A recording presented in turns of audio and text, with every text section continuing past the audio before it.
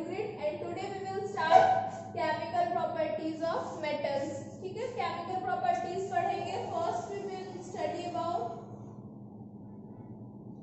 What happens when metals react with या simply reaction with oxygen.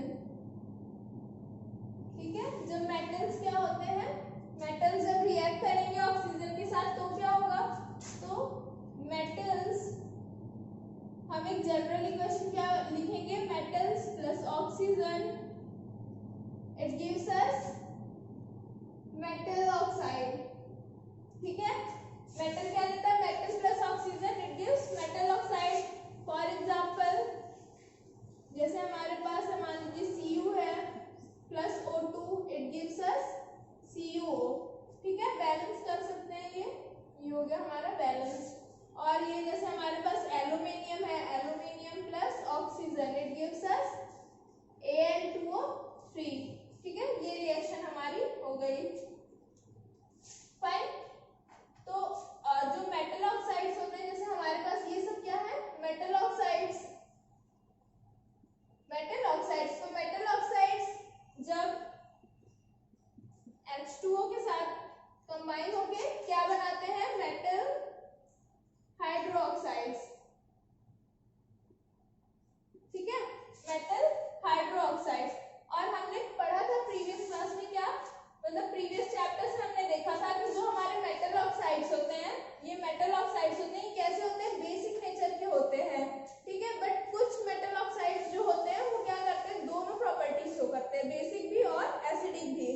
जैसे example ले लें हम, एग्जांपल एल्यूमिनियम है, जैसे Al है, सॉरी Al2O3 ऑक्साइड ले लेते हैं, हम चेक करते हैं Al2O3 है। अगर हम इसको HCl से कंबाइन करेंगे तो हमारे पास क्या आएगा, AlCl3 प्लस H2O। आप इसे बैलेंस कर सकते हैं बाद में। खैर द प्रोडक्ट मैं बता रही हूँ कि ये हमारा यहाँ पे देखिए ये एसिड है, तो ये यहाँ पे बेस की तरह बिहेव करेगा। ठीक है, फाइन। और अगर हम बेस ले लें Al2O3 प्लस NaOH, तो ये हमें क्या देगा, NaAlO2। ठीक है, प्लस H2O। फाइन। ठीक है, तो हमारे यहाँ पे ये क्या हो गया, ये हमारा बेस है, ये हमारा एसिड है। ठीक है, तो ये यहाँ किसकी तरह बिहेव कर रहा है, here it is behaving like acid and here sorry base and here it is behaving like acid. ठीक है, ये हमारा जो प्रोडक्ट है इसे हम क्या कहेंगे, sodium aluminate. It is sodium aluminate. ठीक है, और जो हमारे मेटल ऑक्साइड्स होते हैं वो H2O के साथ रिएक्ट करके हमें देते हैं मेटल हाइड्रोक्साइड। यानी ये कह सकते हैं कि ये क्या होते हैं, मेटल ऑक्साइड सॉल्युबल होते हैं वाटर में। ठीक है, सारे नहीं होते हैं, not all the metal oxides are soluble, but कौन कौन से होते हैं, सोडियम एंड पोटेशियम, ये दोनों जो होते हैं सिर्फ ये दोनों सॉल्युबल होके हमें ये देते हैं। जैसे अगर हम ले Na2O, ये मेटल ऑक्साइड हो जाएगा, प्लस H2O करेंगे तो वो हमें क्या देंगे, metal hydroxide, it will gives us NaOH। ठीक है, ये हो जाएगा। और अगर हमने पोटेशियम लिया तो KOH। ठीक है, और जो हमारा सोडियम और पोटेशियम होता है वो क्या होता है, काफी ज्यादा रिएक्टिव होता है।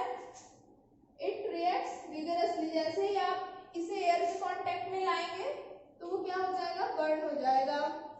कभी आपको मौका मिले केमिस्ट्री लैब में, अगर आपने सोडियम, टीचर्स जल्दी देते नहीं है केमिस्ट्री लैब में, बट अगर आप टीचर्स की प्रेजेंस में आप कहें कि दिखाएं तो यू विल सी कि जैसे ही सोडियम और पोटेशियम क्या हो रहा है, एयर के कांटेक्ट में आएगा, वो बर्न हो जाएगा, काफी फास्ट जल्दी से रिएक्ट करते हैं। ठीक है, और जैसे मैग्नीशियम हो गया, एल्यूमिनियम हो गया, जिंक हो गया, ये सारे जो मेटल्स है ये क्या होते हैं, ये जल्दी रिएक्ट नहीं करते, मतलब इतना जल्दी विगरसली रिएक्ट नहीं करते हैं, थोड़ा टाइम लेते हैं रिएक्शन में। फाइन।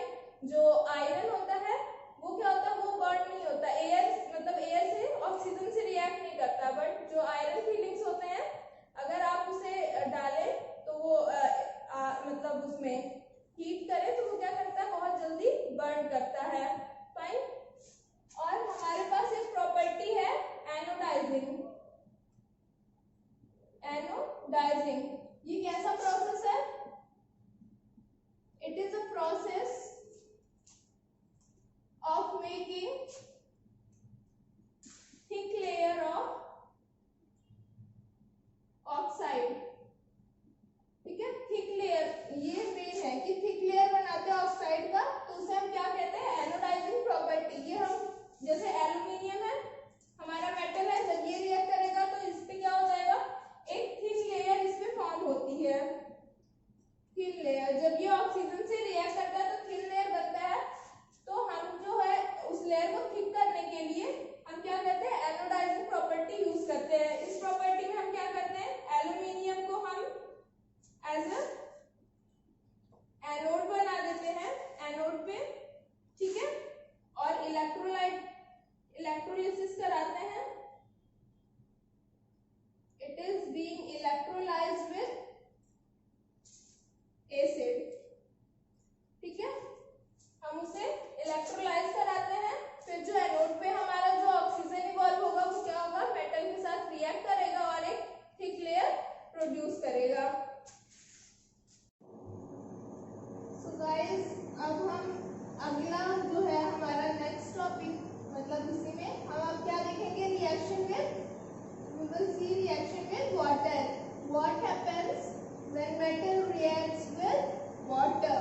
ठीक है, तो अब हम यहाँ पे क्या कर देंगे, वाटर। ठीक है, ऑक्सीजन की जगह हम लोग अब वाटर के साथ देख लेते हैं भाई कि जो हमारा मेटल है वो वाटर के साथ रिएक्शन करके क्या बनाता है।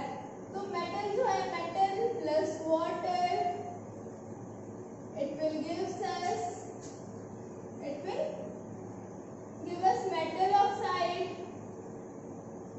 Metal oxide plus H2। तो यहाँ पे हमारे पास क्या हो रहा है, H2 गैस इवॉल्व हो रही है। ठीक है, जो हमारे सारे मेटल्स हैं सारे के सारे वाटर के साथ मतलब रिएक्ट नहीं करते हैं ना। जैसे कि हमारा क्या हो गया,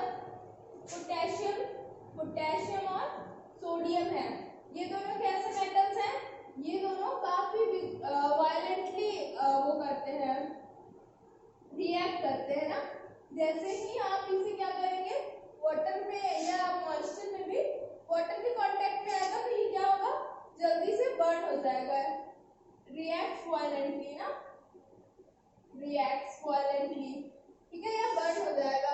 तो आप क्या कहते हैं, तो ये इतना ज्यादा रिएक्टिव होता है कि जो क्या होता है हमारे केमिस्ट्री लैब में या कहीं भी सोडियम को किसमें रखते हैं हम लोग, केरोसिन में रखा जाता है, टू प्रिवेंट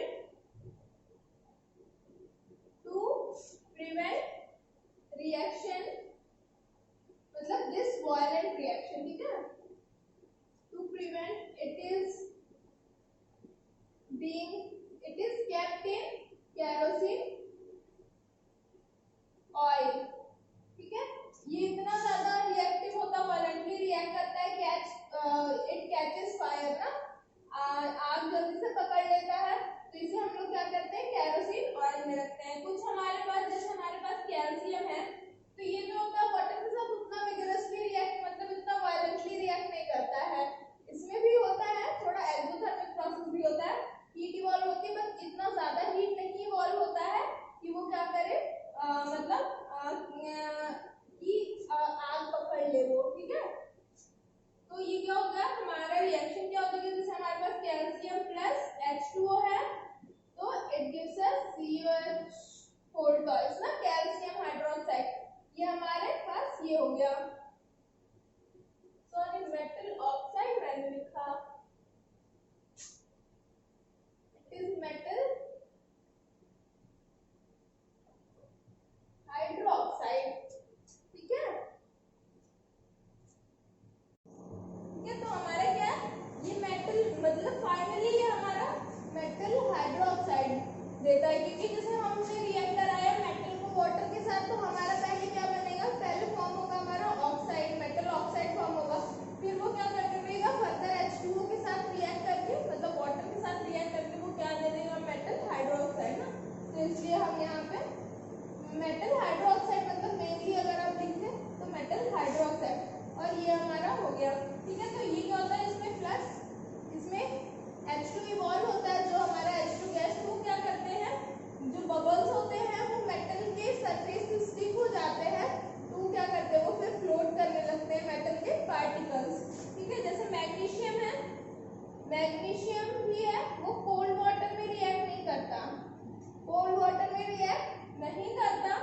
ये किसमें करता है रिएक्ट? हॉट वाटर में, ठीक है, हॉट वाटर में इट रिएक्ट्स। तो यही इसमें भी सेम कंडीशन होता है, जब यहाँ पे भी जब इसमें हाइड्रोजन इवॉल्व होता है, हाइड्रोजन गैस, तो उसके बबल्स भी जाके इसके सरफेस से स्टिक हो जाते हैं और वो क्या करने लगता है? फ्लोट करने लगता है। फाइन। और हमारे पास कुछ मेटल्स हैं, जैसे हमारे पास है एल्यूमिनियम है, Fe है, ये सारे जो मेटल्स होते हैं ये do not react with water, ठीक है, ये पानी से रिएक्ट ही नहीं करते हैं, नाइदर कोल्ड नॉट हॉट, ना गर्म पानी से ना ठंडे पानी से किसी से भी रिएक्ट नहीं करते हैं। तो हमारे पास ये सारी प्रॉपर्टीज, मतलब रिएक्शन देखेंगे, सारे के सारे मेटल्स एक तरीके से रिएक्ट नहीं करता, कोई बहुत ज्यादा वायलेंटली रिएक्ट कर रहा है, कोई थोड़ा कम, और कोई जो मेटल्स है वो क्या कर रहे हैं? वो रिएक्ट ही नहीं कर रहे हैं। Fine. Next we will see the reaction with acids.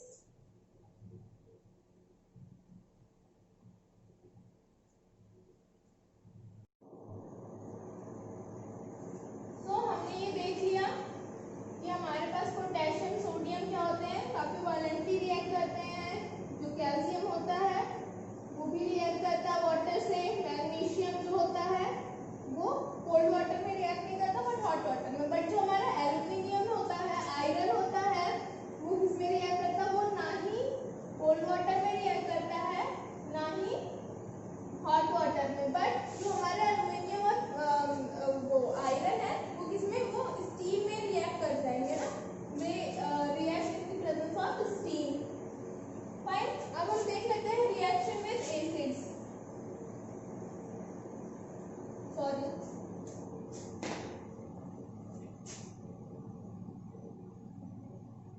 Acid के साथ। What happens when metal react with acid? तो हमारे पास क्या हो जाएगा? Metal plus acid, it gives us salt plus H2 gas. तो हमारे जो मेटल्स होते हैं जब वो एसिड से रिएक्ट करते हैं तो हमें क्या देते हैं? सॉल्ट प्लस H2 गैस देते हैं। फाइन। तो एग्जांपल देख लेते हैं। Aluminium plus HCl, it will gives us AlCl3 plus H2। तो हमारा ये रिएक्शन हो गया, ये हमारा मेटल है, ये एसिड है, this is salt and this is H2। तो हमें ये रिएक्शन मिल गए। फाइन। और क्या होता है, जो हमारे मतलब मेटल जो होते हैं वो इसके साथ रिएक्ट करके तो H2 गैस देते हैं। बट अगर हम यहाँ पे जो एसिड है, अगर if we will use dilute HNO3 यानी नाइट्रिक एसिड, तो जो हमारे मेटल्स हैं वो नाइट्रिक एसिड के साथ H2 गैस नहीं देते हैं। ऐसा क्यों होता है? बिकॉज जो नाइट्रिक एसिड होता है ये क्या होता है? It is an oxidising agent, sorry oxidising agent, ठीक है, ये ऑक्सीडाइजिंग एजेंट होता है। तो ये क्या करता है? जो हमारे जैसे मान लीजिए रिएक्शन किया, तुरंत H2 गैस निकला, HNO3 क्या करेगा? ये H2O को ऑक्सीडाइज कर देगा, खुद हो जाएगा रिड्यूस। तभी तो हम इसे क्या कहते हैं? ऑक्सीडाइजिंग एजेंट ना। ऑक्सीडाइजिंग एजेंट है यानी वो क्या काम करता है? दूसरों को करता है ऑक्सीडाइज, खुद होता है रिड्यूस, ठीक है। और अगर रिड्यूसिंग एजेंट कोई होगा तो रिड्यूसिंग एजेंट क्या करेगा? वो दूसरों को करेगा रिड्यूस और खुद होगा ऑक्सीडाइज, ठीक है। तो हमारा ये है ऑक्सीडाइजिंग एजेंट है। तो जो हमारा H2 होता है वो क्या करता है? तुरंत H2 को ऑक्सीडाइज कर देता है H2O में। तो इसलिए अगर हमने HNO3 लिया तो वहां पे हमें H2 गैस नहीं मिलेगी। Fine. But in the case of magnesium and manganese ना, मैग्नीशियम और मैंगनीज के केस में क्या होता है? यहाँ पे हमें H2 गैस मिल जाता है, यहाँ पे H2 गैस मिल जाता है क्योंकि यहाँ पे ये जो है मतलब इसका रिएक्शन जब इसके साथ कराएंगे तो मिल जाएगा। क्योंकि हमारे जो मैग्नीशियम और मैंगनीज है ये किसकी तरह एक्ट करते हैं? रिड्यूसिंग एजेंट की तरह। रिड्यूसिंग एजेंट, तो ये क्या करेंगे? रिड्यूसिंग एजेंट, अगर H2O फॉर्म हुआ तो उसे ये क्या कर देंगे? H2 में कन्वर्ट कर देंगे। फाइन। तो ये हो गया, ये हमारे ये क्या है? रिड्यूसिंग एजेंट की तरह काम करते हैं, दूसरों को करेंगे रिड्यूस, खुद होंगे ऑक्सीडाइज। और ये HNO3 क्या करता है? ये ऑक्सीडाइजिंग एजेंट की तरह बिहेव करता है, ठीक है। इसमें हम एक और चीज पढ़ेंगे that is important that is aqua regia. Aqua regia क्या है, लैटिन वर्ड से आया है, उसका मतलब होता है रॉयल वाटर। हम उसको क्या कहते हैं, we call it royal water, ठीक है, एक्वारेजिया और royal water you can say, ठीक है। ये किससे बनता है, डाइल्यूट हाइड्रोक्लो sorry it's HNO3 plus dilute HCl ना, दो एसिड के कॉम्बिनेशन से बनता है ये। डाइल्यूट HCl होता है और डाइल्यूट HNO3 और डाइल्यूट HCl होता है, और इसका रेशियो क्या होता है 3:1, यानी कि अगर आप इसे 3:1 में रखेंगे तो ये एक्वारेजिया फॉर्म करेगा। तो जैसे हमारा जो गोल्ड होता है ये इतना ज्यादा स्ट्रॉन्ग होता है कि वो क्या करता है, इवन गोल्ड को पिघला देता है ना, it just melt the gold. तो neither of the both acids are enough strong to melt the gold ना, दोनों के दोनों ही इतने ज्यादा स्ट्रॉन्ग, मतलब अगर आप इंडिविजुअली लें तो इतने स्ट्रॉन्ग कोई भी नहीं है कि वो गोल्ड को मेल्ट कर सके। बट एक्वारेजिया जो है, एक्वारेजिया वाटर जो है, ये क्या करता है, मतलब ये क्या करता है, इतना स्ट्रॉन्ग होता है कि वो गोल्ड को पिघला देता है। जैसे हमारे ऑर्नामेंट्स बनते तो मे बी डिजाइनिंग जब देते हैं, कोई चेंज कराना होता है तो गोल्ड को, तो उससे हम क्या कर सकते हैं, गोल्ड को मतलब दूसरा शेप देने के लिए मे बी, तो उससे हम मेल्ट करके दूसरा शेप दे सकते हैं। तो एक्वारेजिया यही है, 3:1 का कॉम्बिनेशन होता है, ये इतना स्ट्रॉन्ग होता है कि ये क्या करता है, इसको भी गोल्ड को भी मेल्ट कर देता है।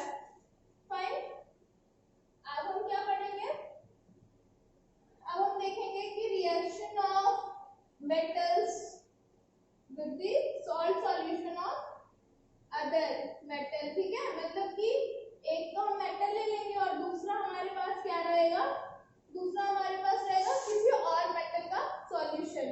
फाइन,